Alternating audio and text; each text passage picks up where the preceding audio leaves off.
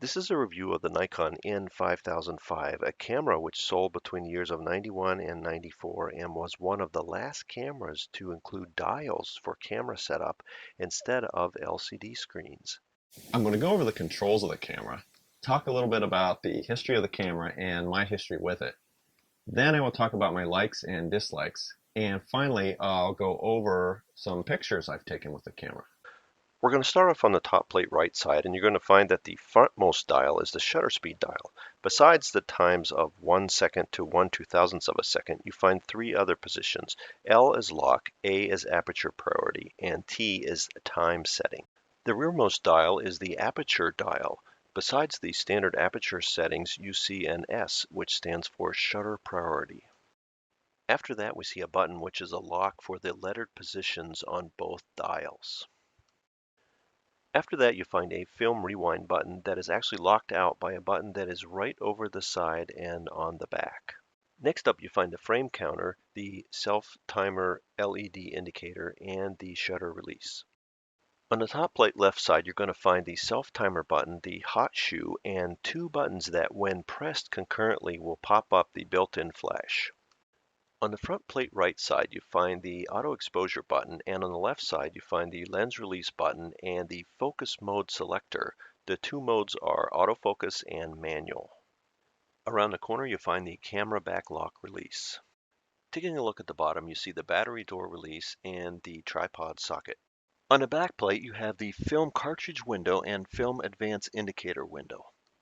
Looking in the viewfinder straight ahead, you're going to see the focusing brackets, the 12mm circle for when you're in center weighted metering mode, focus indicator LED, the exposure indicator LEDs, and the flash ready light.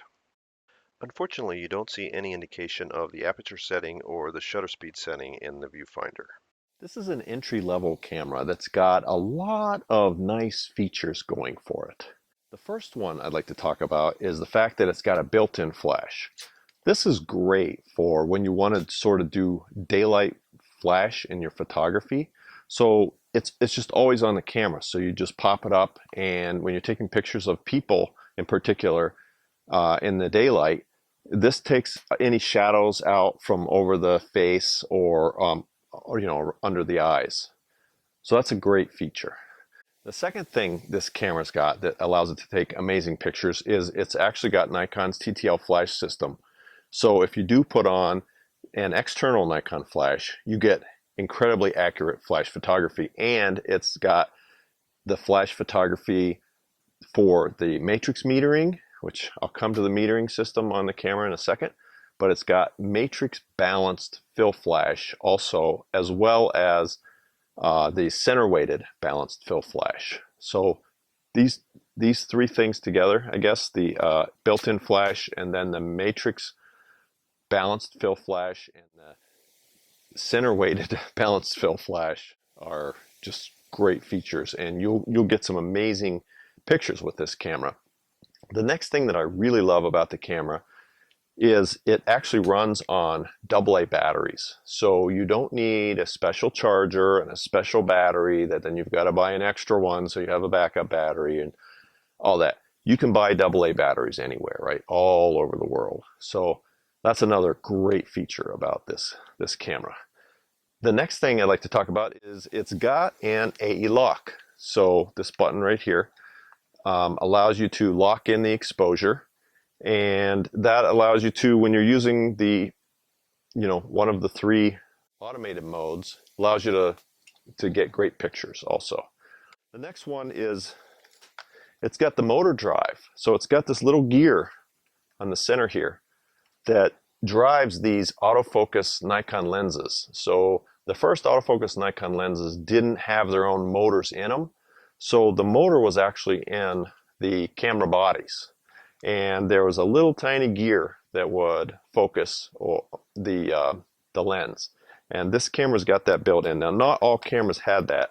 And later on, the drive moved to the lenses themselves.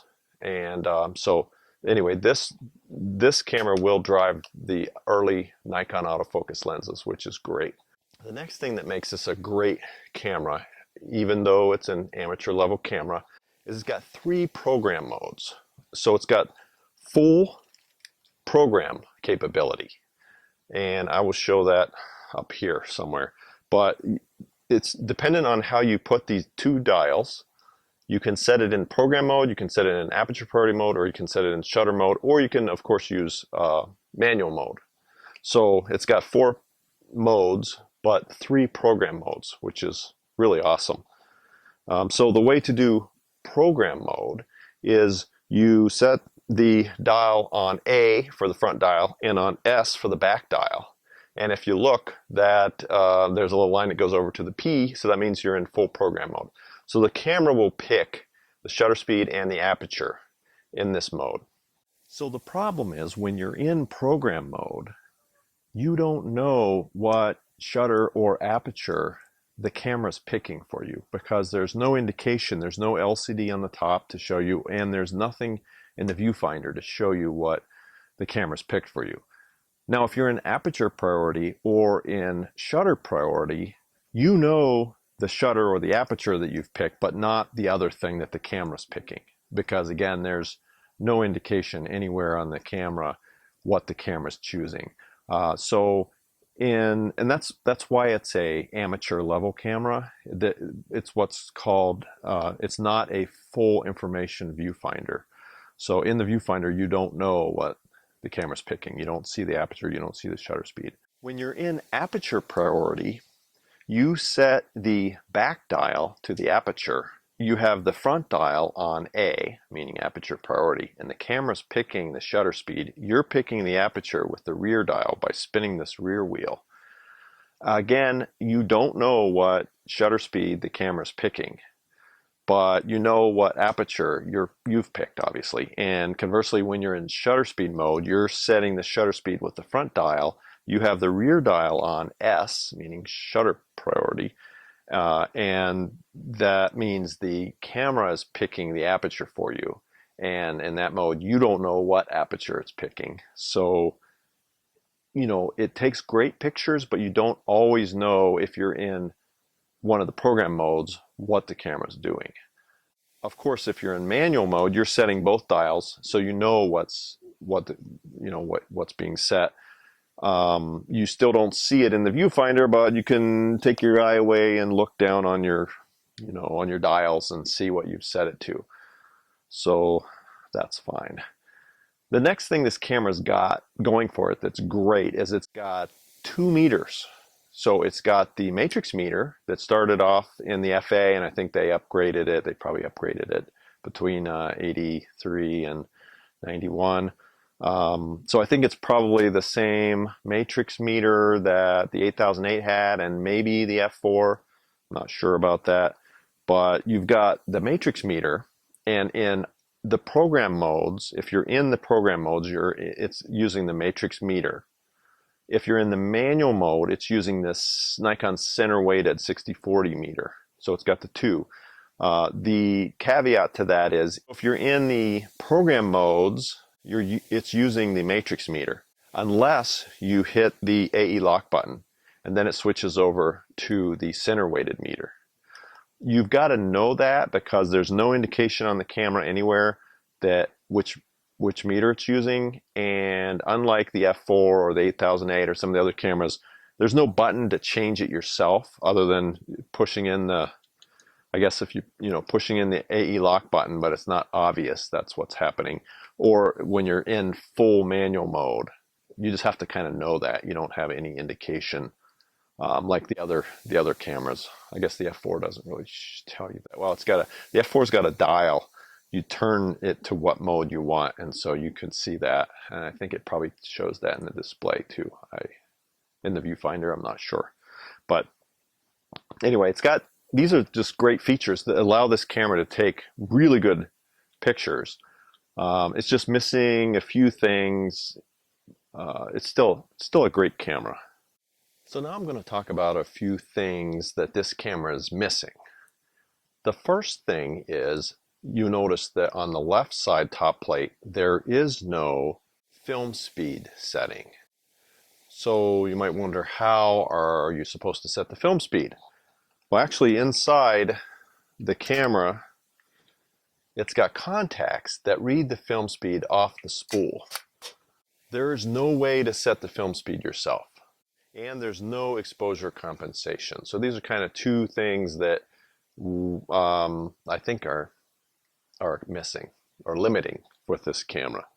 But if you bought the film and you just put it in, it's super simple, right? You just put the film in and it reads, the camera reads the film speed off, and that's it. You can't adjust it. You can't compensate for the exposure at all either.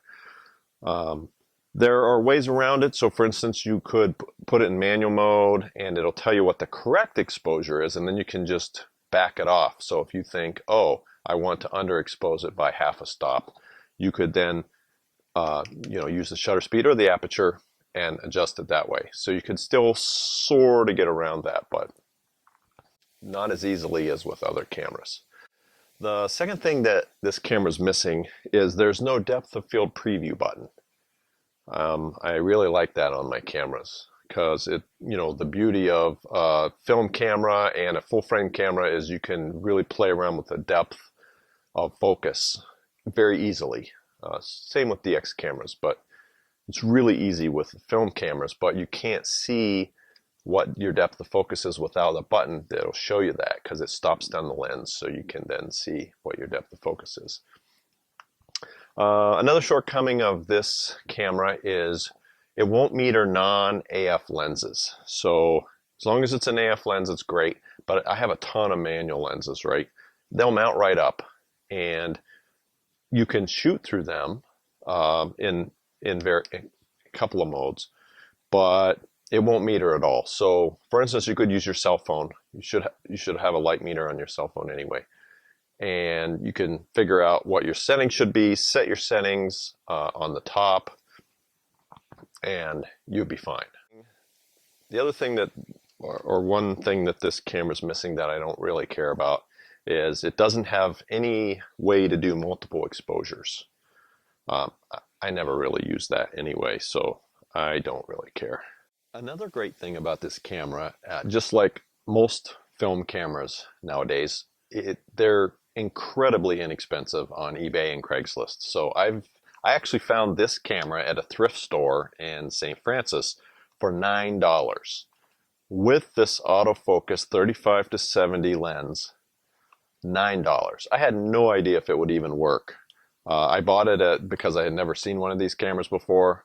I read about them back in the day, but never really held one or saw one. So I bought it, put some batteries in it, ran a roll of film through it.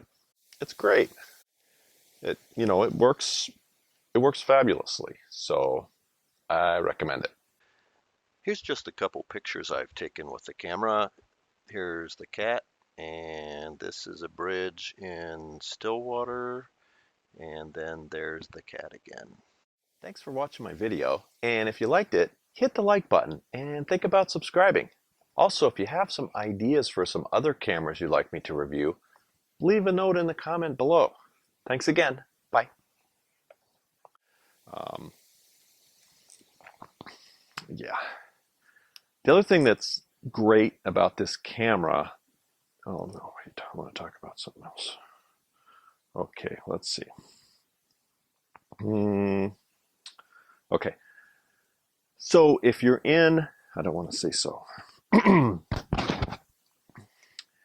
If you use the AE lock button, even in the program modes, well, that's the only time you'd use the AE lock button. So if you're in the, I'll edit that part out.